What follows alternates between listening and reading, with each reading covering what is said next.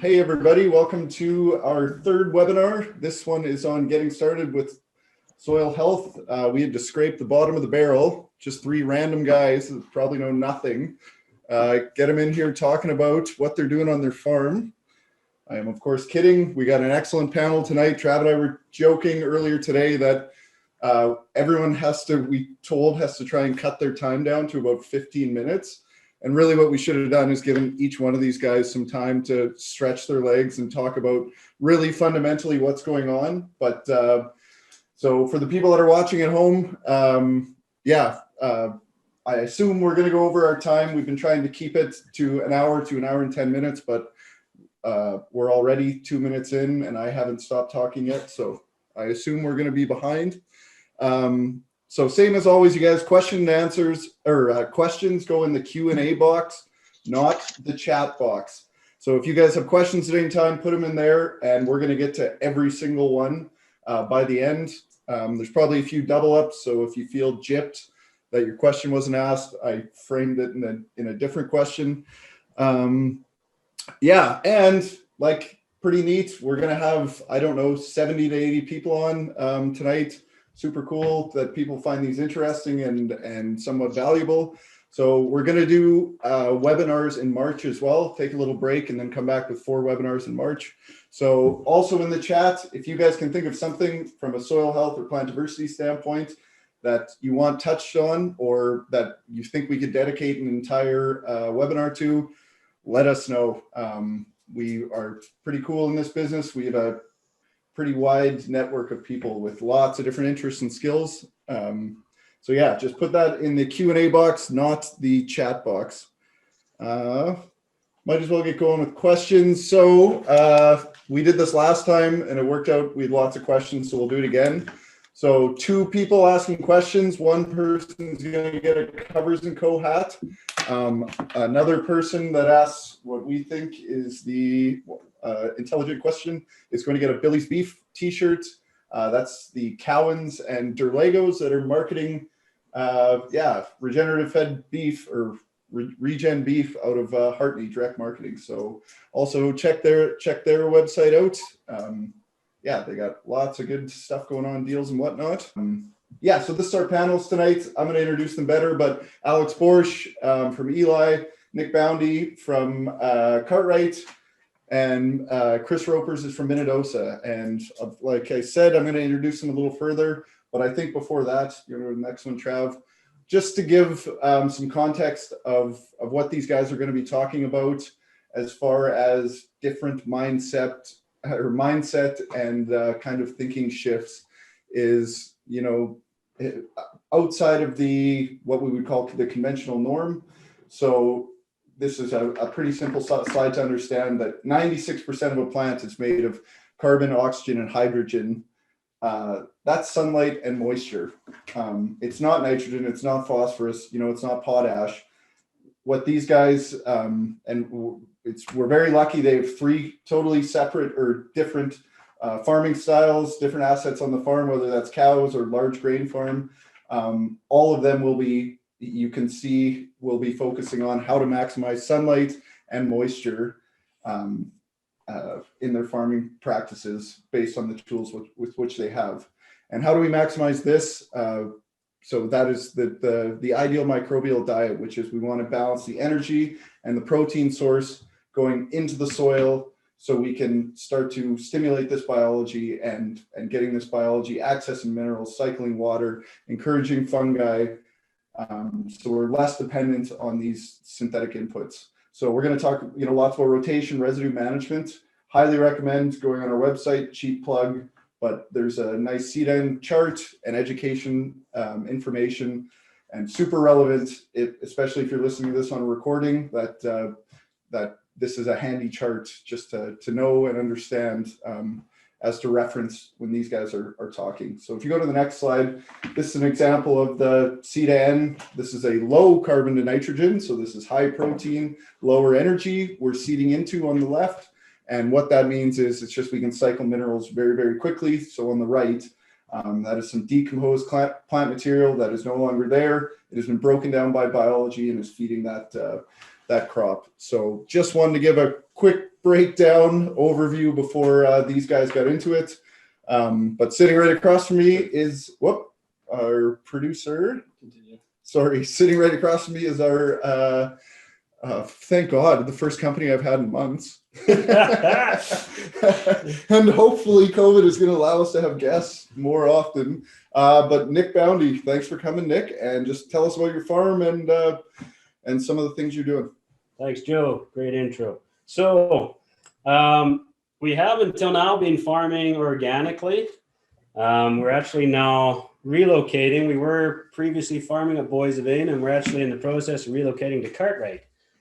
So from now on, we'll be farming conventionally again for the short term at least. So many of the pictures I'm going to share with you are organic based. Some of them are conventional based as well. And this here is my family, my wife Angela and my son Jace. So this is, I want to talk with you about simple ways to adapt cover crops and plant diversity. So this is a nice simple thing we did. This wasn't an organic situation. One good thing about organic is we don't have to worry about herbicides. We don't have to worry about what cover crops we can grow. We can throw in whatever diversity we want. So this was an oat crop. It was an oat crop that we took to harvest, to combining. So in there, we simply added, at seeding, we added some tillage radish, purple top turnip, some hairy vetch, and some Italian ryegrass. The plan with this was that we were going to graze it after harvest. So it was quite a simple mix. We just literally trickled it into an auger as we augered the oats into the drill and put it all down the same spout. The purpose of it, so we wanted to have a living root in the ground at all times. We're also wanting to provide nitrogen in the system, which is why we had the vetch in there. Vetch is a legume. So we wanted to add that nitrogen to the system because we're growing a cereal crop and in organic rotation, we want to add as much nitrogen as possible in the rotation. It also helps with breakdown of residues, cycling of nutrients, those kinds of things. Nick, that turnip is not a legume. How is that applying nitrogen to this system? So the turnip, root crops like turnip, tillage radishes will store nitrogen. They'll store nutrients in the tuber. So what in effect is happening is we are growing our nitrogen and we are also capturing that nitrogen to reuse in a later crop. So that's the purpose of that. It'll also gather from a deeper root zone because of its taproot. And also it's just diversity as well, adding a different food source. It's all good for biology. Yeah, what do I do? We'll go to the next one. That's fine there. So with this one, this was, like I said before, we were farming organically, and this isn't an organic situation. We were growing our green manures. And one simple thing you can add to do a cover crop is just to have volunteers. That still counts as a cover crop. You still have diversity. You're still keeping a living root in the soil, and it's very affordable. You don't have to take the air seeder out. You don't have to take the air seeder out, right? There's no expense to that. So this was a green manure we terminated. The green manure was forage peas and barley. So what we did was we allowed the green manure to become fairly advanced. We found forage peas are pretty amazing for their germination. They can be green in the pods, and those volunteers will still germinate. So we took advantage of that. We worked shallow incorporated the cover crop as shallow as we could. And the purpose of that was we wanted to create some armor on the soil. We'd notice thistle pressures when we cultivate very deeply and leave the soil bare. So we wanted to leave the ground covered. So in effect, we basically reseeded all of that crop into the top inch of the soil. This, as you can notice, this was quite late in the fall, and we didn't get a whole lot of above ground growth. But if you look on the top left there, you can see that bit of soil with some root hairs in there. And it was amazing, the root action. So quite often in a fall volunteer situation or a fall seeded cover crop, you're not necessarily going for above ground growth, but you're going for the roots and the shoots, that liquid carbon. Those green, that's basically a solar panel taking taking sunlight from and through the plants through photosynthesis and exuding sugars out of the roots to feed the biology. That's what we're going for there. Just a complete system, put as much carbon into the soil as we can. Nick, just before you go on, you talked, this is a volunteer crop. This is a nice opportunity to talk. I'm sure lots of people that are listening have either tried or thinking about trying annual fall seeded cover crops after harvest. Do you want to just talk about the limitations of why that is maybe a nice place to start, but like what the limitations of what to expect? And so like Joe said, it's a nice place to start. It's something that's controllable and easy. You can plant things that are going to winter kill. You don't have to worry about that. But the limitation in our climate is we're extremely short growing season. If you have excellent moisture conditions, you can do something. And sunlight, though. And sunlight, exactly. And if you have none of those, then you can't. But no, you do have a good point. If you are thinking you maybe want to try that, pick your shortest crop you have, right? Yeah. Pick whatever you harvest first and get in there the same, like if possible, the same day you're combining, if that's something you're going to try. I think I read somewhere one time, it's like sunlight in August is worth 3 times the sunlight in September. So it's like if you can get something something germinated and growing, I mean, it's just going to pay dividends. Every day is precious when it comes to fall. So this is another example. This was a few years ago. This was when we were using, this is again in an organic system with green manure crops that we had worked in. So this picture is taken in September, the first week of September, after working in that green manure. So what we did was we had a legume dominant green manure. This was in the early years when we weren't adding as many grasses into our green manures. So what we did was we knew that we had an excess of nitrogen and we wanted to mop up that nitrogen. So when we worked in the leguminous green manure, we sowed in 2 pounds of tillage radish. We had perfect conditions. So at the day of, I think it was 2 days after seeding that radish, we had like an inch of rain. The radish emerged perfectly, and this was the result. So we had great biomass. We stored good nitrogen. We actually punched through a tillage layer. We did have to till that field for thistles, and the areas where we've had the radishes, we noticed that we could go by the horsepower of the tractor for what it could physically pull, pushing it to its peak. We could pull 2 miles per hour faster where the tillage radish was sown. So then we kind of realized, why are we tilling? Because we're mixing with, we're destroying the aggregates that we just created in the nice tillage. So anyway, don't necessarily do that. But I also wanted to show this slide because if you are looking to do a fall seeded cover crop, tillage radish can germinate with pretty minimal moisture.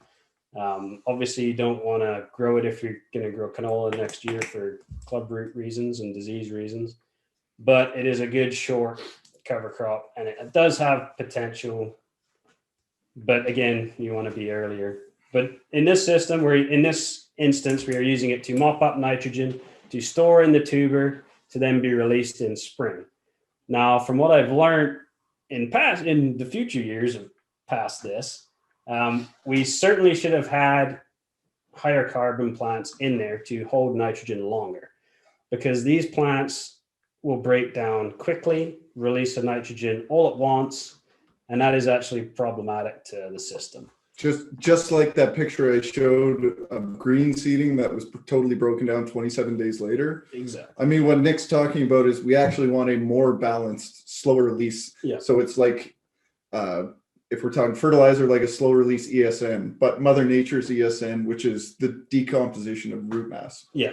Whereas this would be just like applying 100 pounds of exactly. It breaks down like seeding. that. So yeah, that's exactly it. So we should have put like some barley in there, maybe some ryegrass, something even, anything that we could have got higher carbon out of, basically. Yeah. Yeah. Diversity. Yeah. Exactly. Next slide, Trevor. Okay, this is, if you have livestock, this is a very easy way to start some diversity, some intercropping, getting into a lower input system. This is simply oats and forage peas with absolutely no fertility whatsoever. This is actually in a conventional setting. This is a field that we were renting to grow feed on. We were just silaging this field. Just as it happened, it was the only field available to us as in the Cartwright area as we started out. So yeah, it's a really easy one to start out. You can simply mix your seeds together. You can seed them both at 1 inch deep. Inoculate your peas with rhizobia, and you're away to the races, really. So the purpose of this, we're, from a livestock perspective, we're creating a more balanced nutrition in the feed. We're increasing our protein in the feed. And from an agronomic standpoint, you're adding diversity. Okay, you can back off on your salt-based fertilizers, which is a benefit to soil. We have a legume, which is going to fix some nitrogen in the system. And we have oats, which are not very high nitrogen users. So they work really well together and they'll grow a lot of biomass And in the cool season. we might even hear more about this crop later tonight for a cash crop. Yeah, exactly. No, yeah. Also a very common cash intercrop. Yeah. And I think probably both Alex and Chris have taken this exact crop to harvest, and yeah, our timer's giving us time. We got one more slide to get through here, Nick. Yeah. So this is a intercrop of non-GMO soybeans and flax. We actually, if you look closer there, you can see we've plugged runs or switched runs on the drill. And the purpose of that is I found in my experiments that soybeans do not compete well. So there's two different ways I look at intercropping. And I'm starting to experiment more on what plants compete well and what plants don't compete well. So what I'm trying to do is plants that compete well, keep it simple, put them in the same rows, mix the rows, and those plants will grow together. But some plants don't compete well. Like soybeans is a good example, and also flax too, I found, doesn't like to stretch and outcompete if it's in the row with other plants. So this was an experiment of that.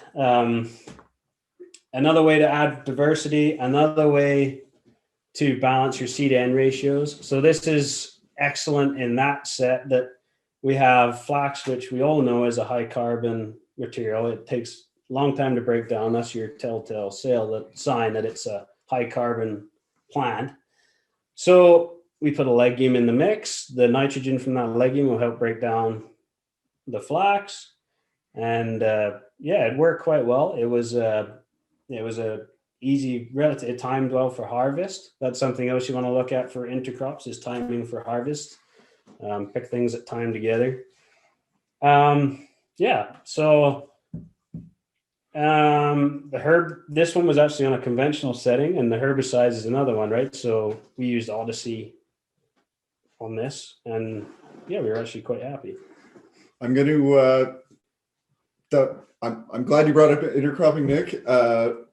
Our next week's webinar is on intercropping. So I know we're going to have questions on like how many pounds of each did you seed? We're cool with answering that, but also sign up for next week's webinar. And we really want to dive into like seeding rates, herbicides, separation methods, whatnot. You're more than welcome to ask. We'll get to it. As far as priority questions, we have a really great panel coming on next week to discuss intercropping. So for sure, sign up for it. We'll get to the questions because I know everyone's kind of interested in, like, they want a recipe of how it works. I know Alex has got different intercrops he's tried, and Chris has got the same. But yeah, for sure, if you want to ask, we will touch on it. But for a full breakdown of different intercrops and seeding rates, we're going to get into the weeds next week. So you got it? Anything else to add, Nick? Basically just, there's a lot of ways to start out. If you're skeptical and nervous about starting, you can, you can try something underneath something, or you could try some simple mix. But there's many ways to get started. There's no excuse to not get started. And we didn't mean to crap on fall seeded annual crops. If that's what you're comfortable with getting started, just, I guess the issue I have is definitely temper your expectations, because you just have to, it's a good lesson to be like, well, we don't have sunlight, we don't have moisture for this to be successful. How can I implement this better in my system? Because it's just, everyone knows Manitoba or Western Canada in the fall, moisture and sunlight can be pretty sporadic. Yeah. The other thing too is determine your goals. What do you want to achieve out of this? Right. If you're looking solely for the soil health aspect, if perhaps you're a straight grain farmer and you're just looking for soil health, then maybe dabbling away in the fall behind, if you're growing peas or maybe fall rye, or, if you want to dabble with something in the fall just to get comfortable with different species and what to expect, then that's a good spot. If you have livestock and you're looking for feed and benefits there, then you can gain other benefits by growing a forage crop. So for sure. Cool. Well, thanks, Nick. Nick is sticking around for questions. So if you got any questions, drop them in there right now. I'll get to them at the end. But yeah, we're just hoping to have more of a discussion at the end. Next up's Alex Boersch. So I know lots and lots of people. We talked to lots of farms about, well, I don't have cows. How do I get started in soil health? Well, Alex's farm is a great example. They farm conventionally. They farm organic. They're very cool with experimenting, trying things on their farm, and they've had a lot of, I'm sure Alex will tell you they've had lots of things not work, but there's things that have worked out, makes sense to implement on the farm, that are regular practices on the farm. So go ahead and talk about your farm, Alex. I'm going to interrupt you, I'm sure, with lots of questions. So have at it, man. Sounds good. Yeah, thanks a lot, Joe. So we farm about a third of our farms in organic now, and 2/3 in conventional. Yeah, basically our approach is a two-pronged approach. We want to reduce the harm to our soil, because no matter what we do intrinsically in conventional farming, we're removing the soil, so we're affecting the environment. So how can we reduce the harm? And that's kind of, I'm going to approach it from a fertility standpoint. And then how can we increase the habitat? And so I'll kind of talk a little bit about how we're intercropping, doing some fall cover crops or relay crops, which is kind of our new favorite thing. And I think the most important thing for all of you who want to try doing some of these things is basically set up some goals. Like, what are your biggest problems and how can you fix those? For us, our biggest thing is water infiltration. We've got heavy clay soils in the Red River Valley. We get more than an inch of rain and it takes 2 hours for it to infiltrate. So it just ends up in the ditch. And what is it all taking away with it? So, and then also that high magnesium soil that's so tight, it also is tying up nutrients. So how can we basically more efficiently give the plants those nutrients by maybe changing timings, things like that? So for ourselves, there's a few really easy, I guess, first steps on the fertility side and on the chemical side. So the first thing we've done is, and this is an easy no-brainer, costs about 50 cents an acre, is add fulvic acid to all of our herbicides. We've had way better kills, and we've been able to reduce them by about 25%.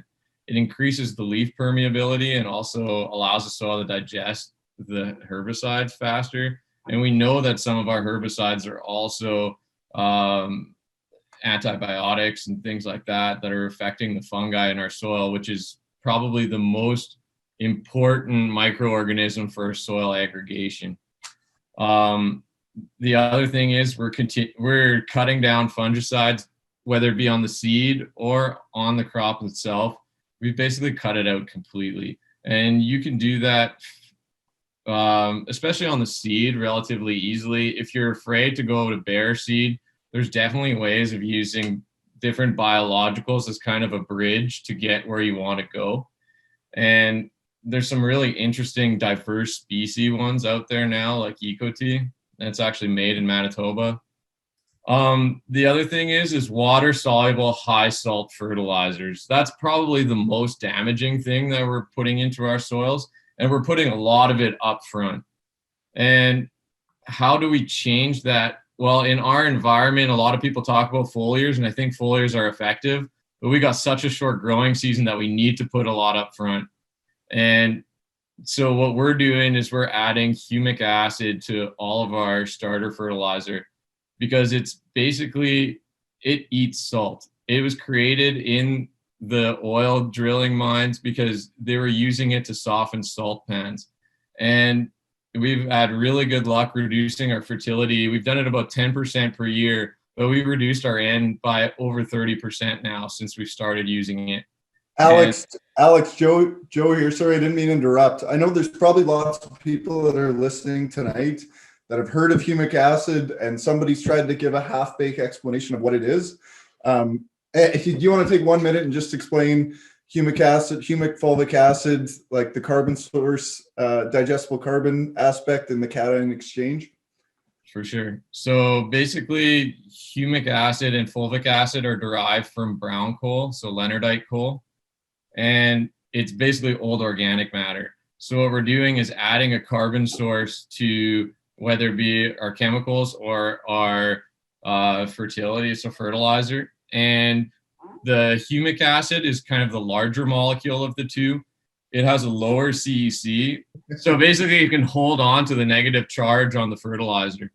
Right. And it'll basically take the place of, let's say, magnesium or calcium from binding your phosphate, or it'll hold on to your nitrogen so that it's not going up in the air or leaching. So humic acid isn't leachable, and once it basically lets go of the nitrogen fertilizer, it still stays in your soil. On the other hand, the fulvic acid is leachable, so if you put it with your herbicide, it stays with the herbicide or with any other nutrients, and it can actually leach it back out of your soil. So there's actually guys using it to, quote unquote, basically reset their microbial systems by putting a large amount on and basically having it tie onto all of the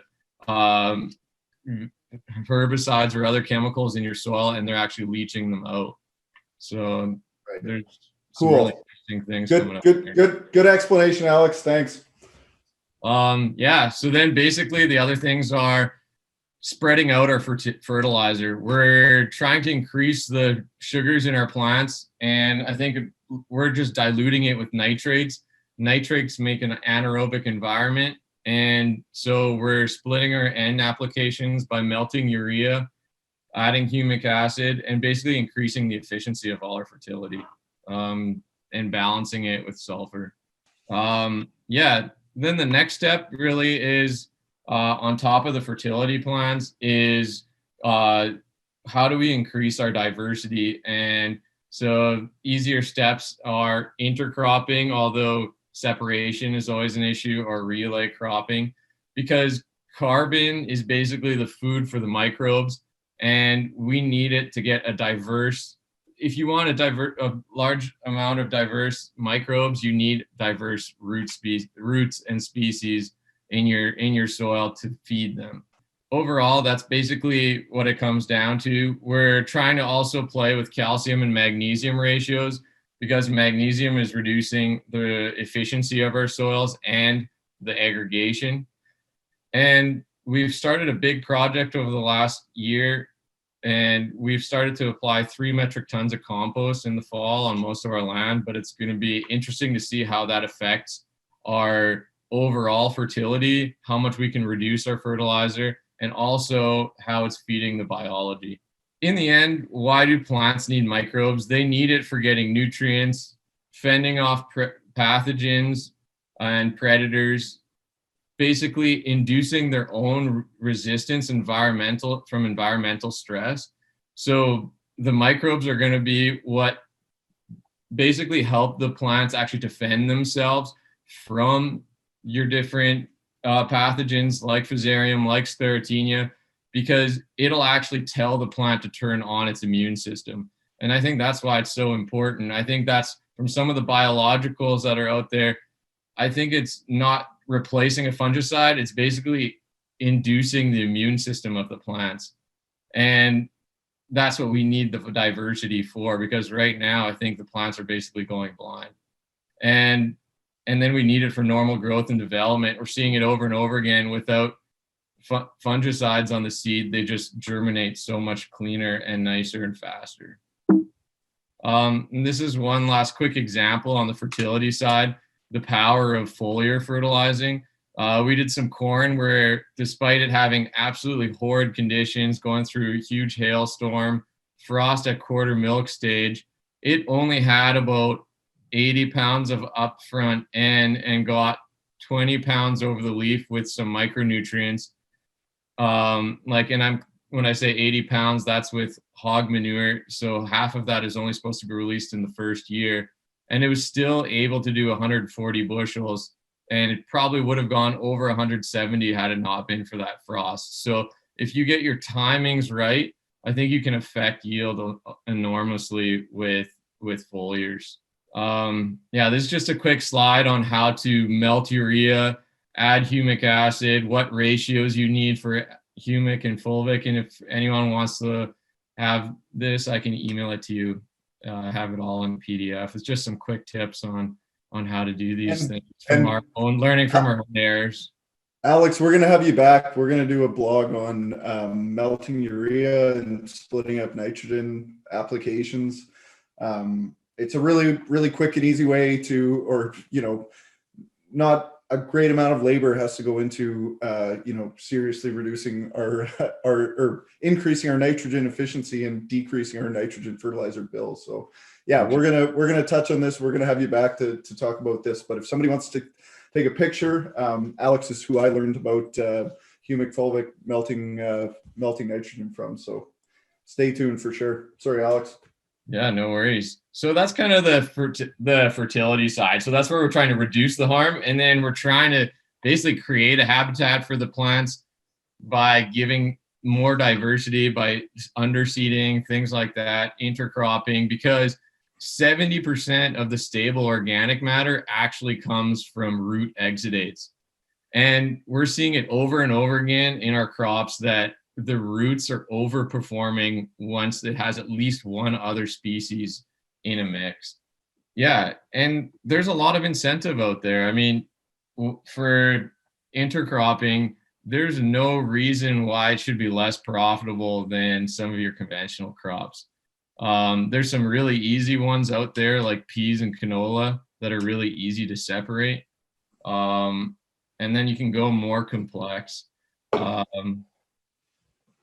We weren't going to talk about intercropping tonight, but you just to touch on that point, Alex, maybe like talk about some of these specialty markets that are being opened up by, the popularity in cover crops, and where some of these legumes like a forage pea, like a Austrian winter pea, grown monocrop, they were really tough to grow because of lodging disease, you name it. But intercropping these, these specialty crops with another a stable carbon trellis, how it can actually be the best of both worlds. Yeah, it is on every level better. We had less flea beetle pressure. You have more standability. It doesn't seem to affect, in this case, the top yield of the peas. The canola is basically a bonus. You have way better ground coverage. So usually peas get dirtier later in the season, so the fields are actually staying super clean. There's just a whole bunch of benefits. I think sometimes in years where you get the perfect year on canola and prices are high, it might be hard to compete on a profitability standpoint. But overall, on an average, it's been better for us than monocrops. And there's been markets that have been opening up, like Austrian winter peas, which I have examples of using it as a cover crop where it's worked really well and still green in November. And there's other things, like we had some peas for sprouting in Japan, where now they're forcing every single customer, every farmer who wants to grow it as an intercrop because they liked it so much better and have so much less risk for dirt tag, stuff like that. So yeah, I think there's some really good opportunities there. I agree. Yeah, you can just skip through most of these pictures, Trav. These are just pictures of our intercrops. I know we're running out of time. So this is just a Piola intercrop here on our farm. Yeah, this actually ended up going, it was about $75 more profitable than our canola that year, and we had almost 60 bushel canola. So it was a great crop. And you can just see again on those root pictures how much better the nodulation is in an intercrop than it is on a monocrop. Like those top roots with better nodulation were all grown in an intercrop. Yeah, now you can see how it's holding those peas up. Like those maple peas don't have any standability on their own at all. And it made harvesting a breeze there. This one here is flax and lentils. Another interesting one because lentils aren't typically grown in the Red River Valley, but with flax, and you only need about 3 pounds an acre, and it was almost 20% of our yield. It really cuts down on any disease pressure. And it's the same with chickpeas. There's a lot of guys starting to grow chickpeas with flax because they can get away without fungicides. I think Trav and I just looked up this information. It was just behind peas and canola is the most popular intercrop in Saskatchewan was flax and chickpeas, where they grow it. But for that exact reason is because the research just shows, I mean, you have less disease in a crop where disease is your number one issue. For sure. And what's interesting is sometimes in crops like intercrops like this, you would think the flax would be too late, but it actually kind of evens out in maturity. I find, especially with flax, we also do it with wheat, and it kind of lines up with whatever it's growing with, which is kind of interesting. I mean, there's a long conversation to be had about its mycorrhizal dependency, but probably not the time or place right now. Yeah, for sure. Yeah, you can keep going, Travis. This is oats and Austrian winter peas in an organic setting. Like you cannot tell that was after wheat and there was no nitrogen given. And what's kind of curious is we also did yellow peas with oats. And with yellow peas and oats, it seemed like there was less nitrogen sharing than when you're doing it with like a forage pea or an Austrian winter pea. And I'm not quite sure why, but it seems like some of these peas that haven't been bred quite as hard for yield and for being short and for their standability are actually much better at sharing. I have things to add, but we got to, for time purposes, we got to keep rolling. Yeah, just keep going, Travis. This is the longest Chris Raupers has been quiet ever. Yeah, oh, I know. I got one more thing at the end to add, and that's, I think you can just keep going, Travis, through this, is relay crops. So you can see on that previous slide, I think there's actually, for ourselves on our own farm, more of an opportunity with relay crops than there is with intercrops, because intercrops becomes a little bit complicated sometimes for marketing reasons and things like that. And we're not actually extending our growing season. But with relay crops, I think there's a lot of opportunities with underseeding on clearfield crops, things like that. There's a lot of opportunities to underseed things and have things growing into the next year and then either seed into them or use it as a cash crop. Well, let's stick a pin in that, Alex. I got questions. We already got questions coming in about, the wheat clover after herbicide. So I want to get each one of your guys' opinions on this. So we'll leave it at that. It's going to be discussed in question time. But excellent. Great job. You did awesome. Chris, I'm concerned you're not alive. I'm here. Oh, thank God. Yeah. So thanks to the Covers crew and everybody for tuning in. Yeah, tell us about your farm and some of your practices. Yeah, so just up here at Newdale. For anybody that's from a little further away, put a little perspective to it. We're about 600 meters above sea level. I think Newdale is actually the highest train station in Manitoba, so we're quite high up there.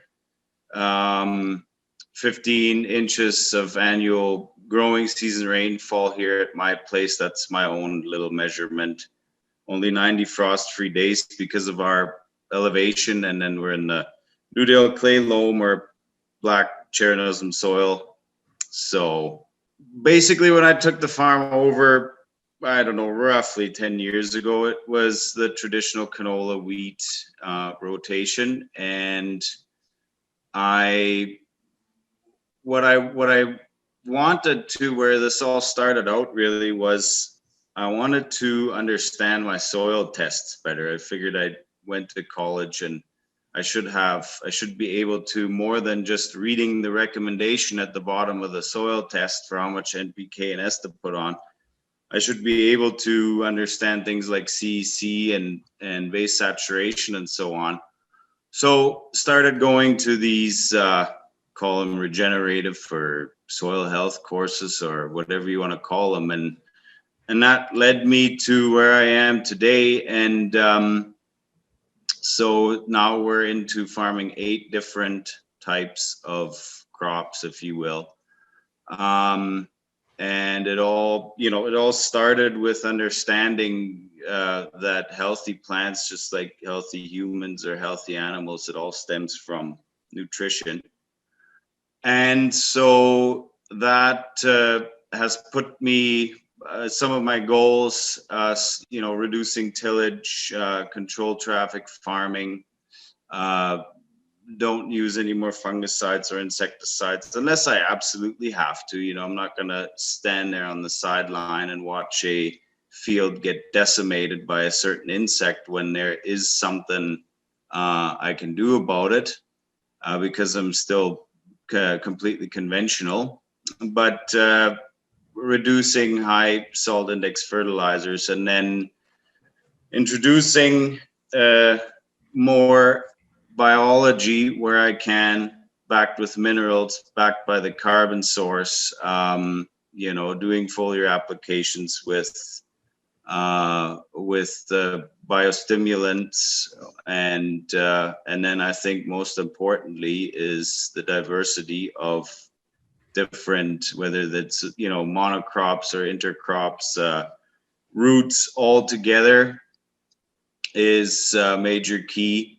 Inclusion of livestock is something we've been working on the last few years, and then another thing, adding biology through compost tea. Eventually, maybe homemade one day, playing with that too, and intercropping.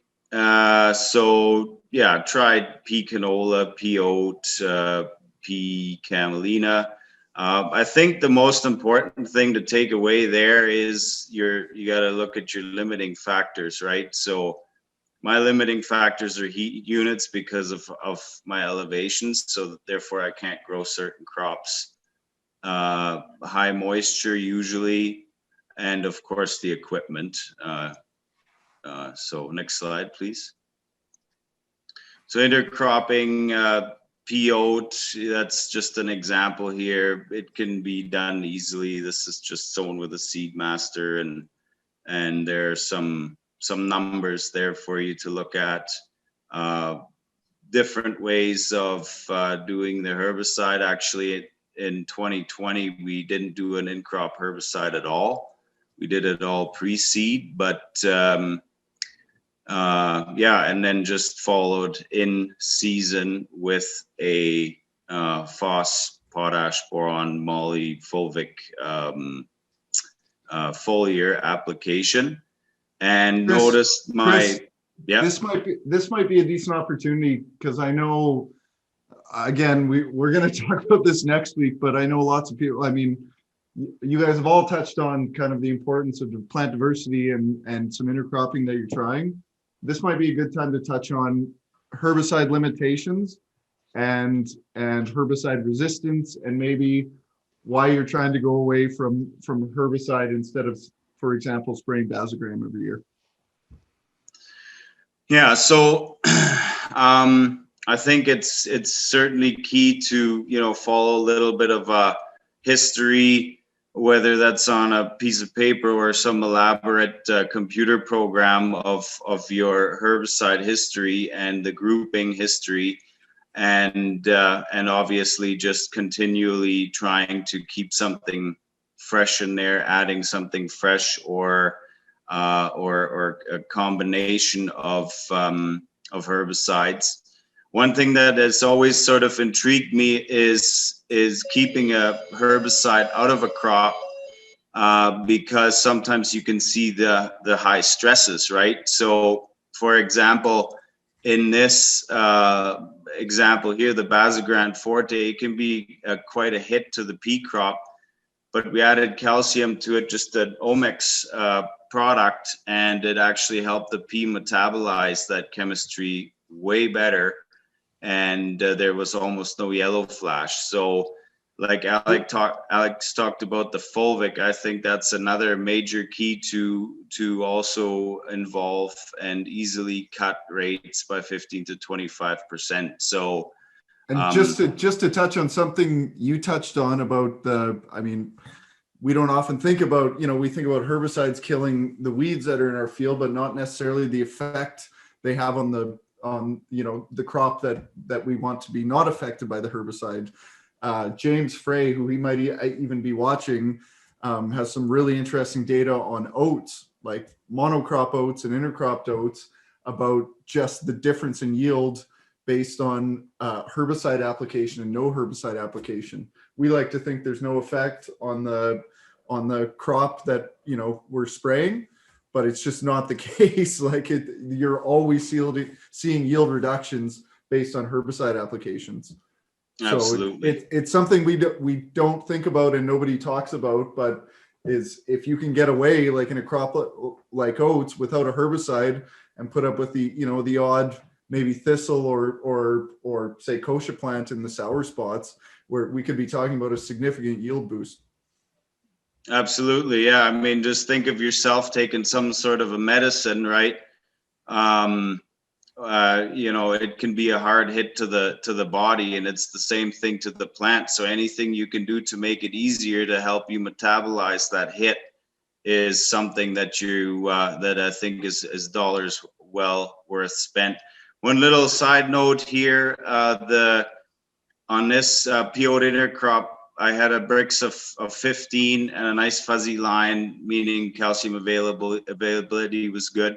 That was the highest Brix I had that summer in 19 out of any of the crops, was in that intercrop, which had, far less chemistry sprayed on it than the normal monocrop and Chris, just give some context of what a monocrop conventional field on your land would be, what the Brix rate would be on that as compared to this. Like when you say fairly stress-free conditions, I've witnessed 10 to 12 after high rainfall events and so on, like this past summer of 20. I was happy when I saw a 9 maybe or an 8. There were long periods of times where it was 6 and 7. So definitely all that moisture was reflected in a low Brix level due to stress. And so when I can get to 15, I'm quite happy. I think the general consensus is 10 to 12, and you're doing all right. So yeah. And I know you touched on this point, but just to touch on it again, Brix it's just the level of sugars in a leaf. So it's an somewhat effective model to measure how efficiently your plants are photosynthesizing. The more your plants are photosynthesizing, the healthier they are. So a healthy Brix equates to more sugars, which means you got a healthier plant. Exactly. Sorry. Go ahead. No need to add any more there. That was a good explanation, Joe. So this intercrop of peyote, the first year it yielded 2 metric ton an acre. The split will, I think, always vary depending on weather. But anyway, gross income of that per acre, I was very happy with that. So flip to a bit of livestock integration. So during these courses, heard from the gurus that this was the number one way to attack sort of the boosting of soil health. So Was fortunate enough to team up with a local father-son ranching outfit, and so basically I provide the land and seed the cover crop, and they fence it and look after water and move cows. And so year one, we had some issues at seeding, or I had some issues at seeding with depth and so on. Although I think it was source of seed was part of it too. Timing, the water and back fencing, things to the actual logistics of the grazing we needed to learn on. And then, so for year two, we tried to learn that. So year two was just this past season here in 2020. We split the seeding, so split the whole lot into 2 dates. Went to the covers and co mix, full season mix, and that was certainly a big jump for progression in the second year. We intensified our watering the animals, and also the grazing management. We learned from year one and bettered it in year two, and I was extremely happy with what I saw out there. The animals looked like they were doing well. This is a picture of this past year, and also what it was doing to the land. I mean, it was grass green with a giant diversity of plants out there, right till, which is, some would say it was sequestering carbon right till late October this year, with the nice long fall we had, maybe even little bit in November. And so far better than a monocrop, stubble field of wheat or canola that's just sitting there bare and maybe already been sprayed with glyphosate once to, keep the plants away, if you will. And so for year three, I'm gonna, I think, split it into 3 seeding dates to make it easier on moving cows. And then the rancher is switching from steers to heifers, I believe. He's got his reasons for that. And yeah, and then just, try to intensify the management. The animals were a little bit loose the first 3 weeks, lots of high protein legumes out there. So we need to watch what the feed source and so on there at the beginning. So with any of these cover crops, and actually as a whole, even monocrops, I've stepped away from desiccation. I think that's going to be a key aspect for any grower in the future. Yeah, as far as combines, very simple. Any of these intercrops where there was a P in there, I've always just put the machines to the P setting, and that seems to do the trick, so that's no issue. Standability of the Ps has always been literally perfect with being intercrop, even after inches of rain fell onto a ripe crop. And as far as crop movement goes, once they're separated, you need to watch, for example, the amount of pea splits that end up in your oats. There are some buyers that do not take that, and there are some that have absolutely zero issues taking those oats. So those are things you need to consider beforehand. Next one, please. And a very simple tool here, very cheap. Company in Saskatchewan builds them, Garrett. It's a vibratory table, extremely simple unit. And so this was us separating pea oat in year 19. Super primitive, going from bin to bin, taking terrible long times to, for moving and all these sorts of things. Hauling stuff away with 2 gas run augers or conveyors, and lots of things to watch. Ended up with about 2% pea splits in the oats, and that was actually, it was more like 1%, and that was no issue. 2% are allowed at most elevators, I believe. And next one, please. This was 2.0 set up in 2020 here, and so we're all electric at this point. and taking the peas up with that little leg into a bin, so less trucks to move. And then for year 3, we'll have another little upgrade where we don't have trucks to move at all. So, one step at a time. And it's been an interesting experience for sure. I'm learning all the time, and always looking forward to the next growing season for sure. So a general theme from tonight was, anyone that's listening, of course, plant diversity. Everyone we talked to tonight, including myself, we're implementing as much diversity as we can. If you're curious about learning more, our website, we have this virtual plant diversity guide. So all the species you see there, they're listed in their groups. Click on the species and you can actually go through and see the plant characteristics of all these different plant species to just learn more, and give the confidence to try this, listen, learn more, and hopefully eventually implement it on the farm. Really great podcast. I know 2020, right? Or 2021, I guess we're in now, looking for things to listen to. John Kemp, the Regenerative Ag Podcast. I cannot recommend this enough. I'm sure everyone sitting, that's on this webinar, the panelists anyway, would say the same thing. John has on some amazing guests, some pioneers of industry, and trust me, you're not going to get it the first time, but stick with it, re-listen. They're all of them are posted. You can go back and listen to any podcast. It's just an amazing, amazing resource.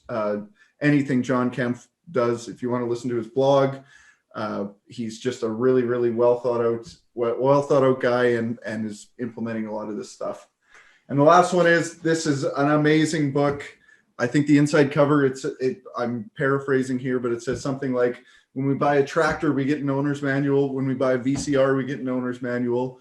But when we buy the most important thing, the most important asset to our farm and to our happiness and health and profitability, we have no idea how the soil functions. So this book is super short, concise, easy to read. That's what it's there for, but can't recommend this enough. So we're gonna start off with questions. The first question is my own. I prepared all these guys for this, but I alluded to it just a little bit earlier about the social pressures of doing things different. And when you're intercropping, maybe you have less herbicide options, so you got a few weeds in your field, and dealing with the social pressures that come behind feeling lesser or doing something different and not having somebody totally understand. So I'm going to get each one of you in, but Nick's looking at me right now and I got to get some questions set up. So Nick, you start, and then we'll go Alex, and then we'll go Chris, just talking about when you guys first changed, maybe some of the struggles, the coffee shop talk or whatever. And how you deal with it with, the support group you have now, and I guess your concerns or your thought process based on outside opinions now, Nick.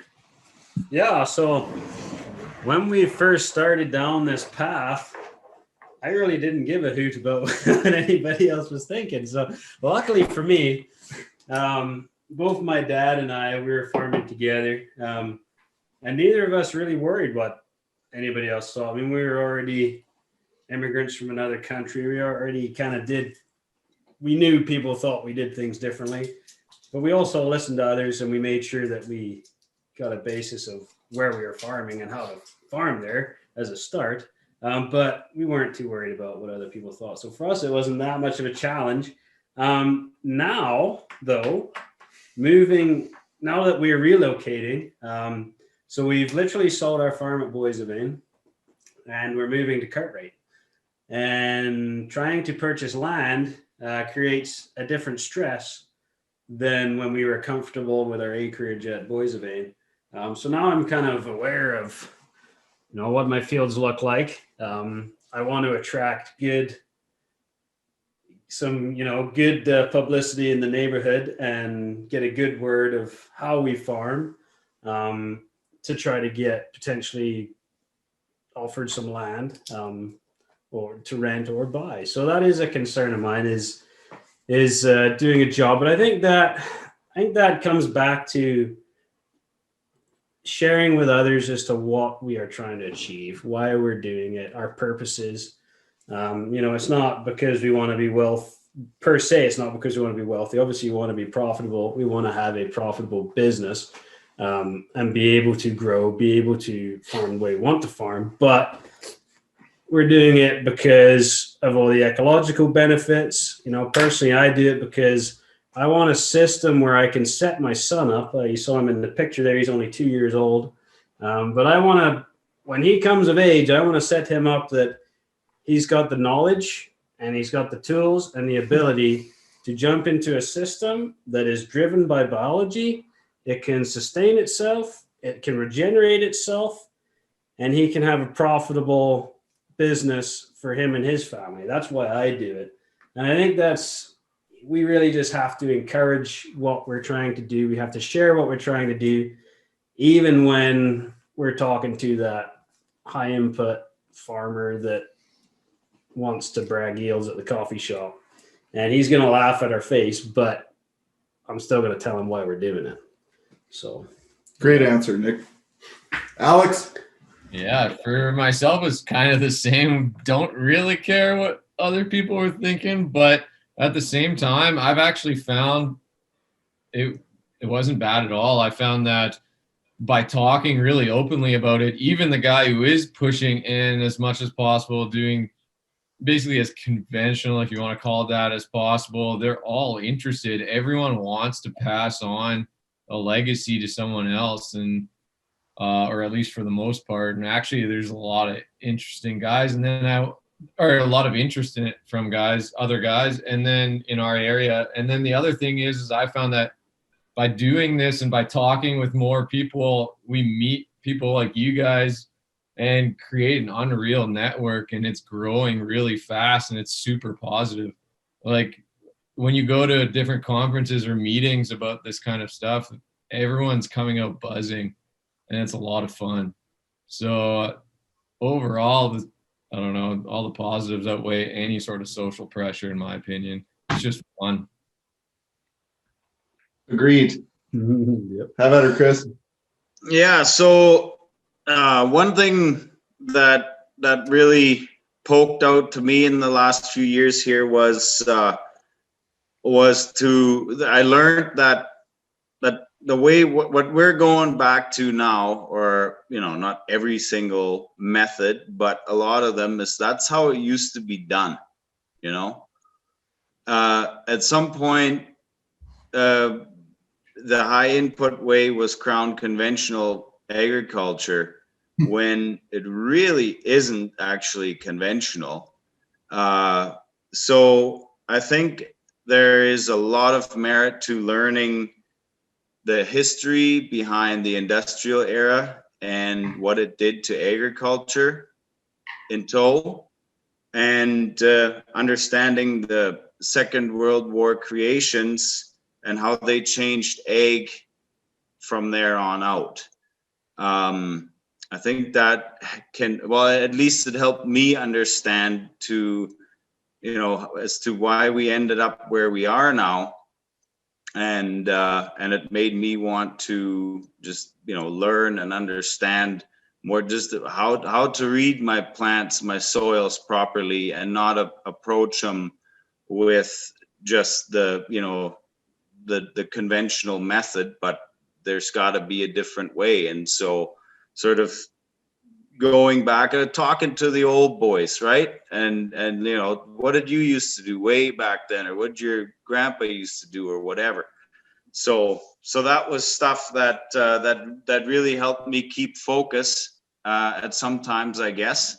And then, much like Alex said, going to these meetings and meet guys like you, and we talk to each other, whatever. It's just such a great environment. Everybody's happy, and we're trying new things. We're sharing. No one's looking down at the other guy for when he comes up with a new idea. It's more of an applause every time, like, hey, that's great, and try to learn from each other. And instead of any jealousy or anything like that, everybody's pulling on the same rope. And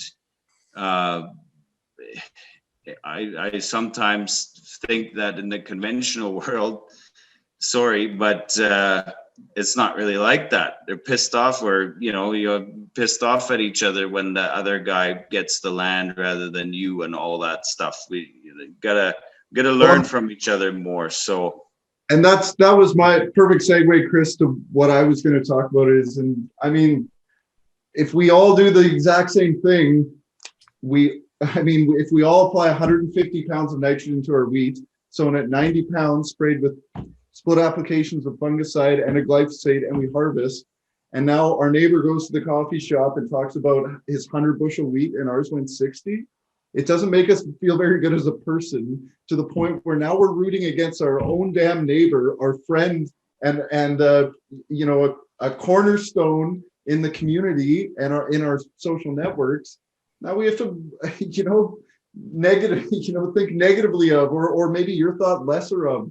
Whereas you guys touched on the community aspect, where it's like, yeah, sure, we can go to a conference, or even like we're gonna have a few beers when the webinar is done, with you guys, and it's like I just come out of those feeling rejuvenated, because the first thing, if I tell Nick, you across the table at me, if I tell you I had an epic, then first thing out of your mouth is not going to be to snicker or laugh. You're going to come back with an epic you had on your farm. And it's just not that misery loves company, but like also if Nick had a really positive thing happen on his farm, he's going to tell me and trust me, because he wants me to implement it on his farm, because we have the same goals, which is to, not go bid up on land or talk behind their back, but like truly help and empathize with our fellow farmers. And I think it's just like, it's a movement. Like when I first started going down, it was a lonely ass place, but meeting, networking, having a local network, and I'm blessed as hell with my local network and a bigger network that, you three guys have brought me in, Covers & Co. It's a really cool place, and it excites me for the future. But we got to get on to other people's questions, not my own. Right now, I get the hat. So, Kate, just going to buzz off a few here. We got a lot of questions about fulvic acid, so let me touch on this first. Alex Boersch sells fulvic acid. I've got about 20 questions here asking where you get fulvic acid. Now, here's my sales pitch, so Alex doesn't have to. I didn't know a whole lot about it. Alex taught me just about everything I know. We implement it on our farm. We use it with herbicides. Just like Alex said, we reduce our herbicides 25%. Our pre-emergence glyphosate control, like our pre-emergence burn off, have been night and day.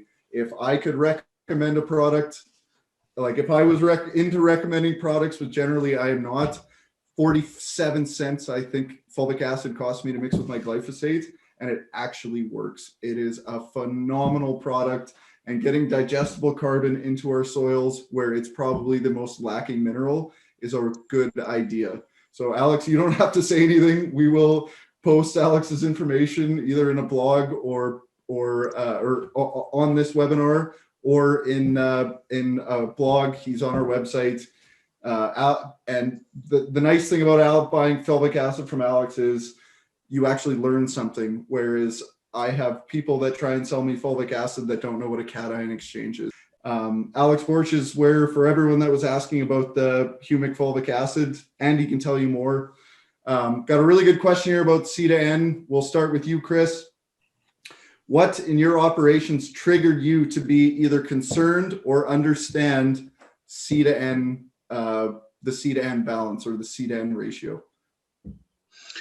So, well, I guess it's a major cornerstone in life or in biology, right? Carbon to nitrogen is what steers it, what feeds it.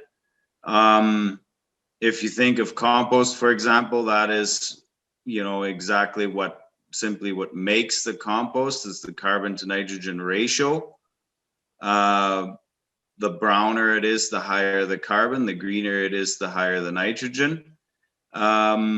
Honestly, the C to N ratio in the crop residues was never a major focus. of mine. It was more a byproduct of what, something that I learned along the way. And so, yeah, it was never my main focus or concern, I should say. It's something that I've learned is very important along the way. And as far as steering or feeding your microbial community in the soil matters a lot. So. Can I cut in quick, Joe?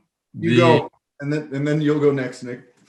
Yeah, just actually, it's kind of cool study that came out last year from the University of Saskatoon on residual N from different cover crops or different intercrops, and there was higher residual N the next year when you added a cereal with a legume than there was if you had just a pure legume. So like just things like that just show how important that is. And the C to N ratio and combined with diversity pushes the plants to the next level, and the biology.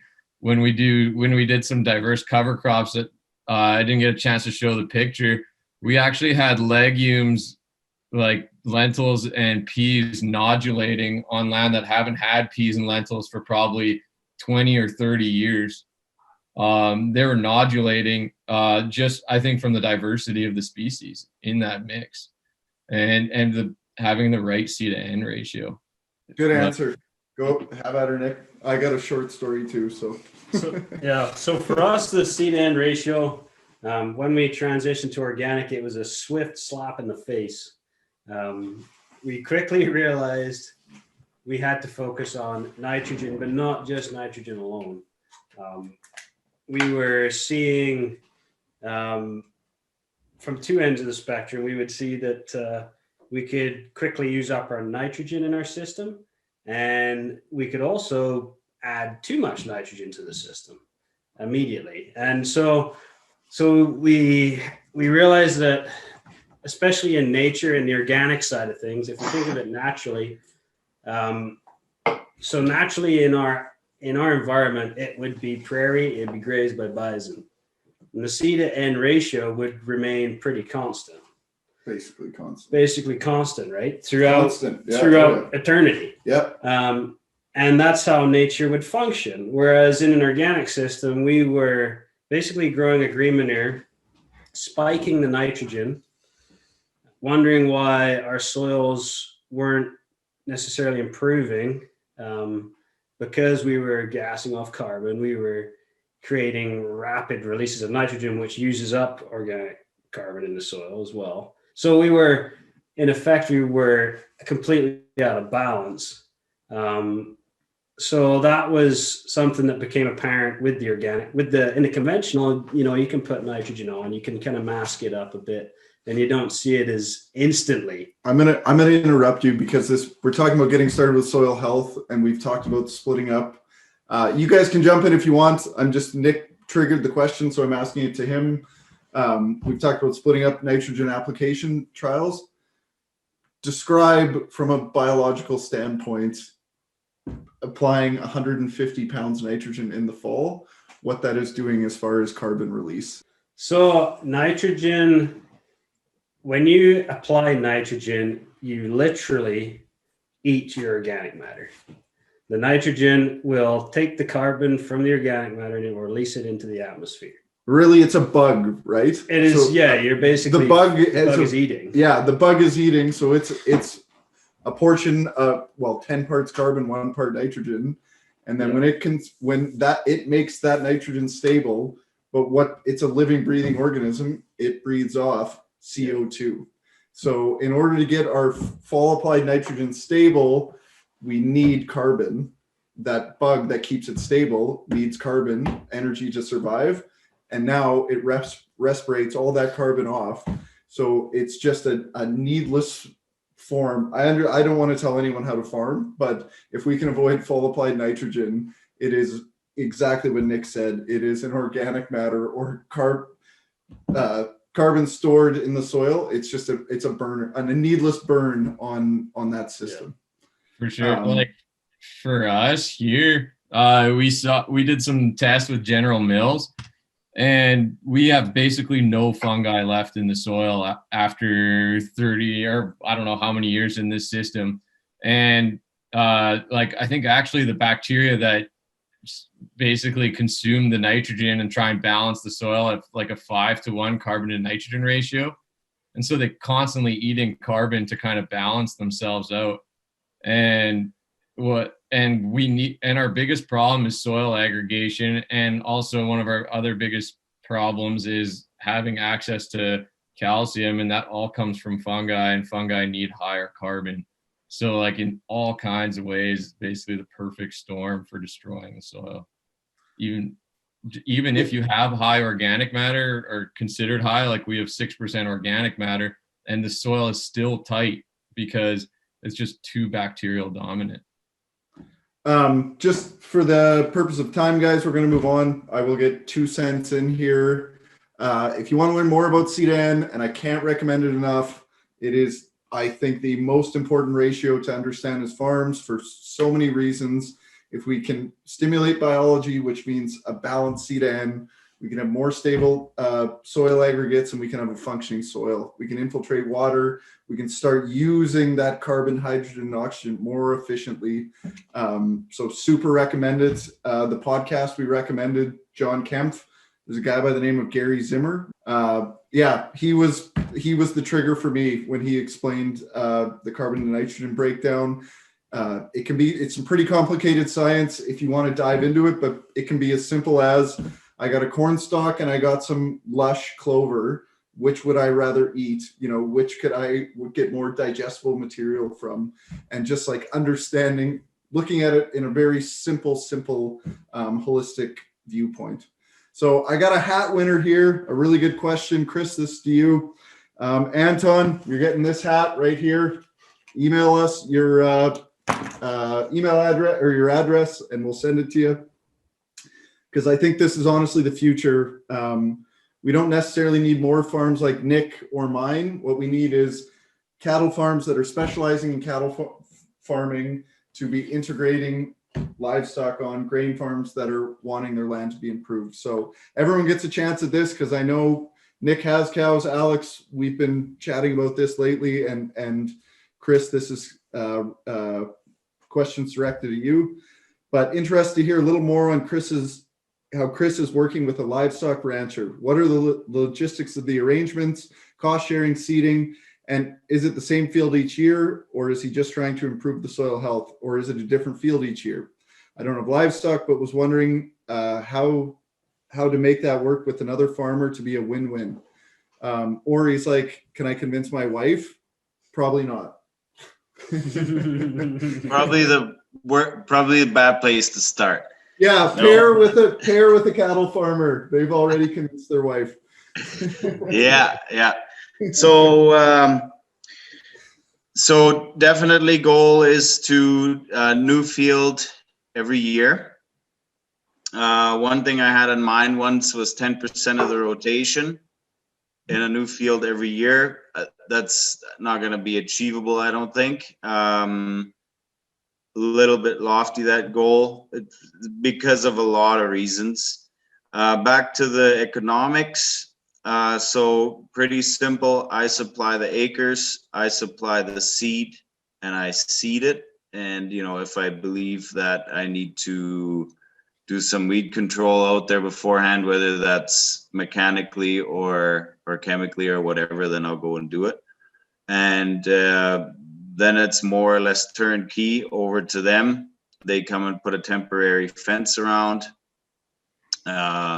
They bring the cattle, set up the water, you know, and move them, bring the mineral, and so on and so forth. This summer, I spent quite a bit more time out there with them, just to try and learn, of course, and see what's happening out there. That was time extremely well spent, of course, watching how the crop grows and the cows, the whole 9 yards. You know, we're all learning. They are as much as I am, and vice versa. So, how big the paddocks need to be every day and when to move or not to move and so on and so forth. Field choice or field selection is a huge one. We're fortunate in some case that, we may have natural ditches and stuff flowing right through our land, or of course sloughs and marshes and so on. So, natural water sources there. So field selection becomes big at that point, which not every field is going to be good for it. And or else you have to haul water, which with a lot of head that can become very time consuming and also costly in a hurry. So at the end of the day, what they offered me was a simple per acre number, and that's what I receive at the end of the year. And then it's up to me, of course, to terminate the cover crop and go on from there. They collect their cattle and their fence and their equipment, and then we sit down at some point in the fall and go over everybody's results and what we thought of how it went, and then ideas for next year. So we have only got 2 years under our belt. We've got year 3 planned, so we're definitely looking to keep going. And certainly takes 2 operations, just like Joe said, one that's specialized in cattle and one that's specialized in grain, or don't have to be specialized in grain, but anyway, a couple of good partners in this, I think, is what it really requires. And they'll be learning constantly, of course. Yeah, so it's quite a big number. I know for a fact that had I had a beautiful 50 bushel crop out there this year at $14, of course that would have in the short term made me more money, but that's not what this is about, right? If that's what you're after, then this isn't the scenario. Financially, it has to make sense for both parties. And yeah, like I explained earlier in the slideshow there, I was perfectly happy with what happened out there this year, and the fact that it was diverse. There was no input beside the seed. It was a humongously diverse crop, right to the very last days in the fall. That was what I was after, and the cows did good out there. And so yeah, that's as far as we've gotten, really. That's the nitty gritty of that whole agreement. Cool. Well, Nick and I and Trav's probably gonna have to listen in. We're gonna talk about intercropping for livestock integration, probably lots tonight. So Alex, why don't we give you a shot? I know you and myself have had conversations just in the past couple of weeks about livestock integration. You guys aren't there yet, but just want to talk about where you're going, the next steps, and maybe some of the costs you're hoping to save because of it. Like in terms of integrating livestock? I guess maybe in terms of a timeline, why you're interested in integrating livestock, and yeah, maybe some of the costs you hope the cows can save you on the grain farming. Leverage the cows to put inputs in the grain farm, and leverage the grain farm to supply inputs to the cows. Definitely. So I guess it's kind of a couple different things. So for us, we have the organic side. So there's a whole different motivation there, because probably every 4th year or so, we're going to have to do a green manure crop. And so how do we make money off of that green manure crop? And then on the conventional side is how do we increase our water infiltration and basically reduce our inputs.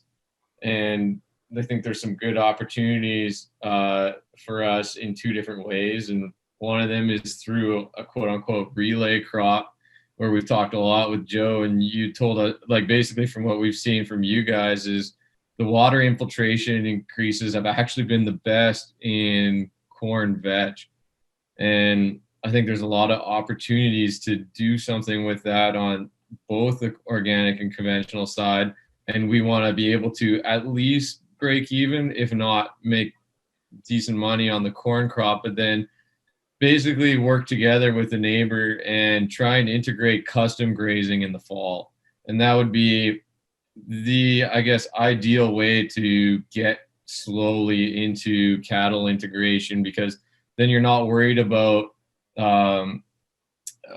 compaction from having the cows on your fields if it's a wet year, because we don't have any permanent pastures. You're not worried about moving the cows fast enough in some scenarios because you have to catch up to things going to seed, things like that. So it could be a perfect scenario for us. And that's something that we're exploring with a couple neighbors right now. And then there's some other opportunities too, I think, with integrating more early seeded or harvested crops like barley or fall rye and things like that. We've had some awesome growth if you're seeding right behind the combine on the early crops. As long as it's seeded before August 15th, we've had some really good cover crop growth. And I think there's opportunities there that we're just not using right now. Water is probably our biggest challenge, though. It's something that we have to figure out.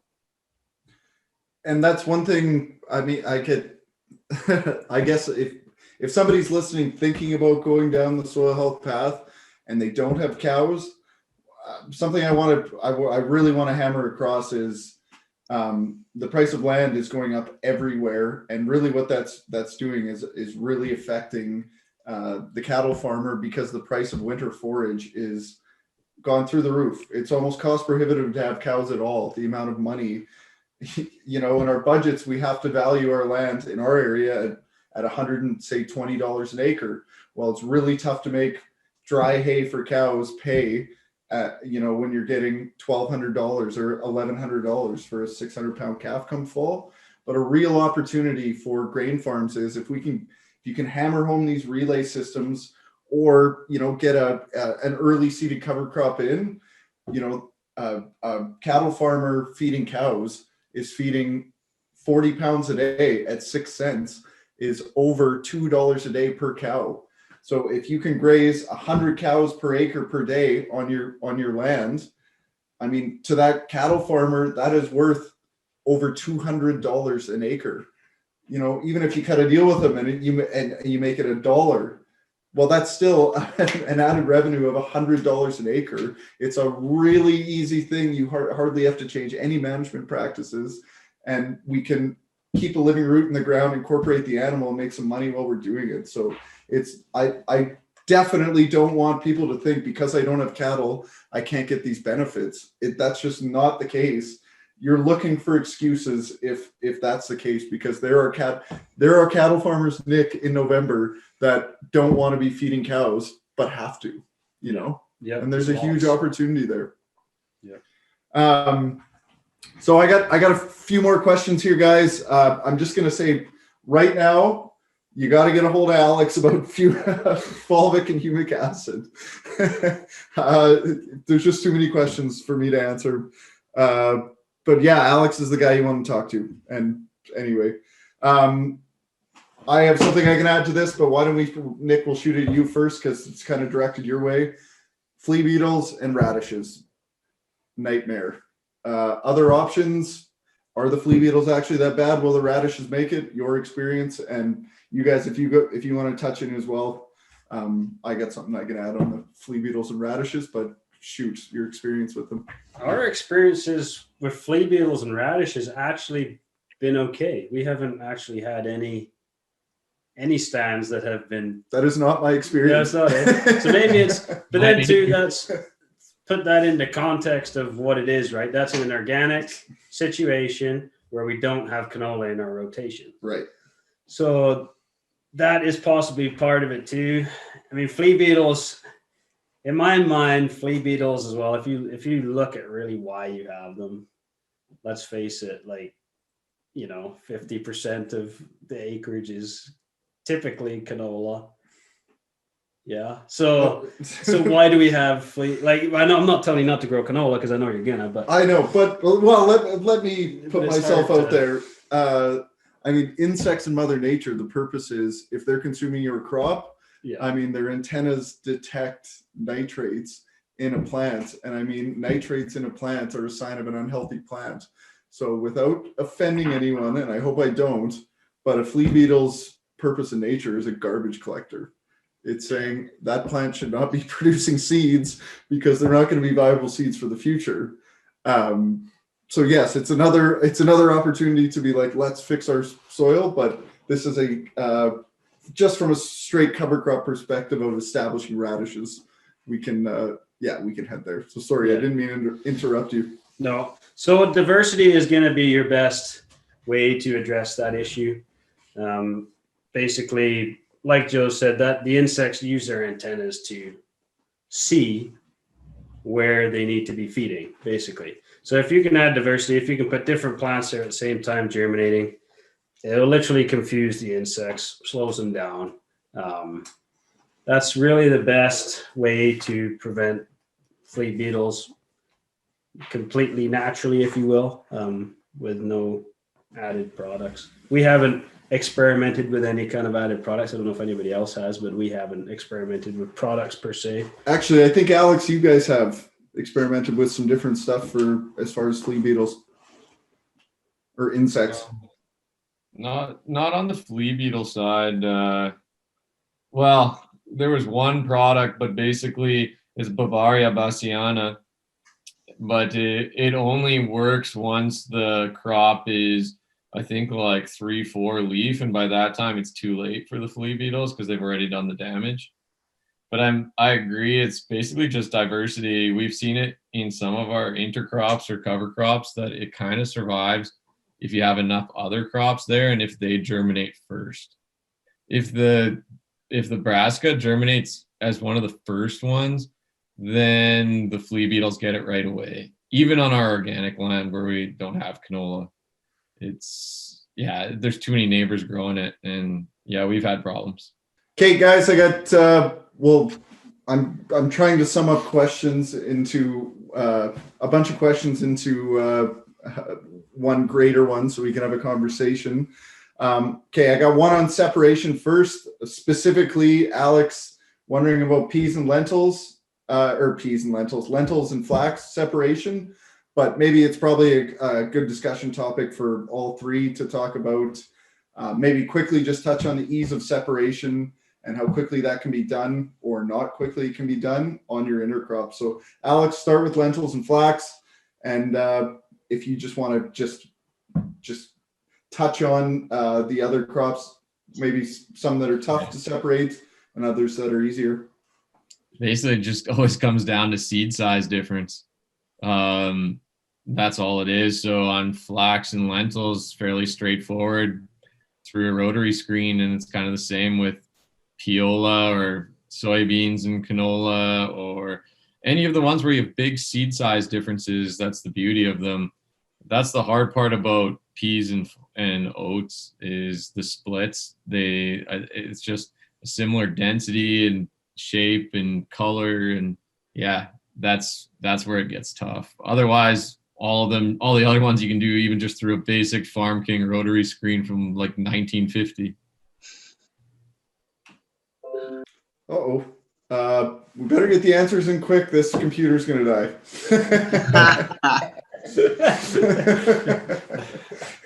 Oh, we have a plug. Go for it, Chris. Same with what Alex said there. Before I bought my little machine, I went and asked the real originators of it out here in the prairie that really got started with this intercropping and separating business early on. Most of them from Saskatchewan, and they said basically if you're gonna do a cereal pea like that, you are gonna want that vibratory table because of its motion action and the fact that you can play with different screens on it. So that's just what I did, and I've been very happy with it. Like I was saying earlier, keep the piece split at a level where I would say half of the buyers of oats have absolutely no issues, and the other half you just have to ask in advance, right? And yeah, that's essentially it. I believe that I will only build on from there. Eventually, add another piece of equipment, and then before you know it, it'll be a full-blown seed plant, so that I don't have to get Nick up here anymore. But anyway, build on from what we got. And it's interesting already. Like, if a guy wanted to select his own pea seed, if you believe that either the fat seeds are better or the small seeds are better, you can do that just right there with that simple tool. You sift them off by size right there already. So just a simple little tool like that can get you started in that direction. Yeah. The other key I was just going to say quick is you got to select varieties with the right maturities. Like, there's a lot of different varieties within canola or oats and peas and things like that. And there's a lot of ways you can make your life a lot easier by selecting ones that mature closer together, so you don't have one that's too dry and one that's too wet, or vice versa, because that can create a lot of problems on the cleaning side. Okay. Well, and storage too, right? Can be a huge issue in storage. What I learned with the pea oat, you stick them in, actually exactly to Alex's point there. My oat variety was too late maturing, and I was always waiting on the oats, and so peas were perfect harvest moisture. Oats would be 2 to 3 points too high. You stick them in the air bin, turn the air on, but the air would not take moisture out of the oats. They would stay the same. It would only take moisture out of the peas.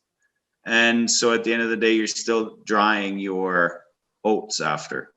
So yeah, good point. So guys, we're to the end. Thanks. Wow, incredible amount of you guys stayed on.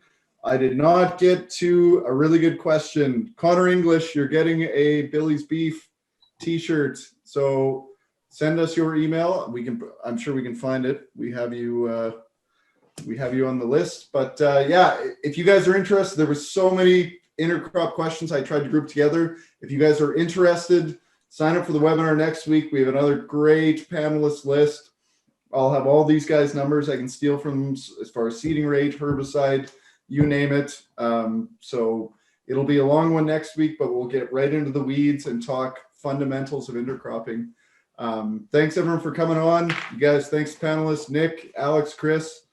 You guys will probably send you a Zoom link if you want to have a couple beers, but thanks everyone for staying on. It was a great webinar. Wonderful. Thank you, Joe. Have a good night, everyone. We'll see you. Thank you very much.